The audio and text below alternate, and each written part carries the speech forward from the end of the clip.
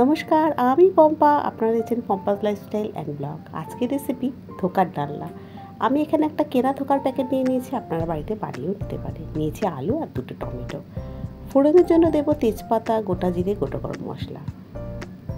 আর এখানে আছে ধনের গুঁড়ো, জিরের গুঁড়ো, কাশ্মীরি লঙ্কার গুঁড়ো, হলুদের গুঁড়ো, নুন আর চিনি। ঝালের জন্য আছে কাঁচা লঙ্কা আর আদার পেস্ট আছে। রান্নাটা আমি সাদা তেলে করব। চলুন সরাসরি আমরা এবার রান্নাঘরে চলে যাই।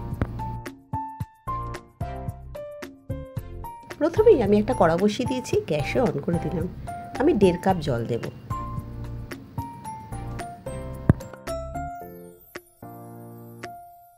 জল ভালো মতো গরম হয়ে গেছে। এবার এতে দেবো নুন, স্বাদ মতো চিনি আর দেব 1 চামচ মতো সাদা তেল।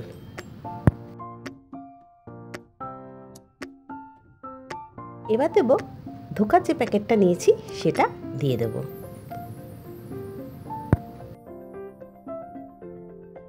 ভালো করে নাড়াচাড়া করে 15 মিনিটের জন্য গ্যাসটা অফ করে রেখে দেবো, ঠিক এভাবেই। 15 মিনিট আমার রেস্ট হয়ে গেছে। আমি আবারও গ্যাসটা অন করে দিলাম। পুরো নাড়াচাড়া করে শুকনো করে নেব।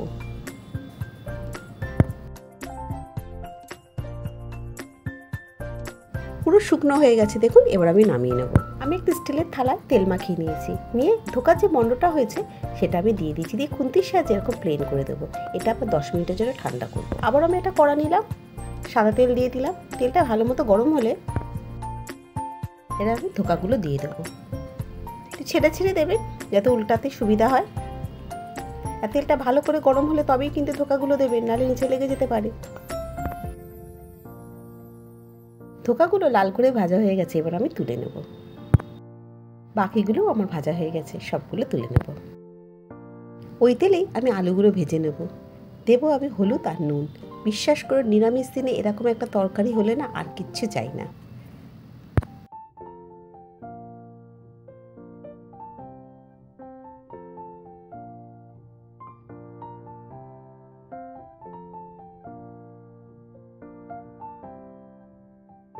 আলু লাল করে ভাজা হয়ে গেছে। এবার আমি তুলে নেব। ওই তেলে ফোড়নে দেবো গোটা জিরে, গোটা তেজপাতা, গোটা গরম মশলা। নাড়াচাড়া করে যখন একটা সুন্দর গন্ধ বেরোবে তখন ওতে দিয়ে দেবো একটু হলুদ আর 1 চামচ আদা বাটা। দিয়ে ভালো করে নাড়াচাড়া করে নেব।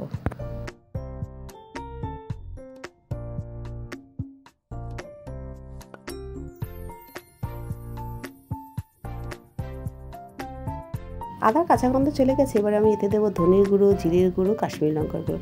হলুদ দেবো না, কেন আমি আগেই হলুদ দিয়েছি। দিয়ে ভালো করে নাড়াচাড়া করে নেব। মশলা ভালো করে কষানো হয়ে গেছে। এবার আমি দিয়ে দেবো টমেটো পেস্টটা। দিয়ে আবারও ভালো করে কষিয়ে নেব, টমেটোর কাঁচা গন্ধ চলে যাওয়া পর্যন্ত। মশলা ভালো করে কষানো হয়ে গেছে। এবার আমি ভেজে রাখা আলু আর মটরশুঁটি দিয়ে আবারও ভালো করে কষিয়ে নেব।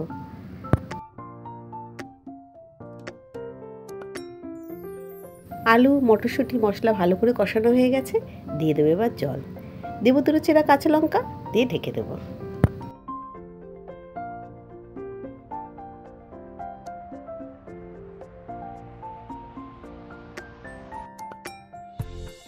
ঝোল ফুটে গেছে। এবার আমি ভেজে রাখা ধোকাগুলো দিয়ে দেবো। একটু নাড়াচাড়া করে আবারও ঢেকে দেবো।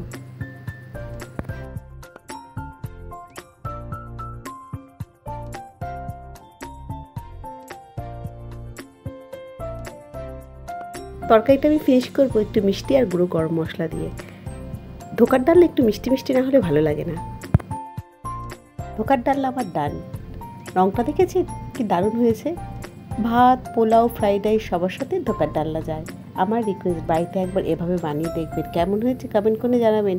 রান্নাটা যদি ভালো লাগে তাহলে একটা লাইক করবেন, কমেন্ট শেয়ার ফলো করতে ভুলবেন না।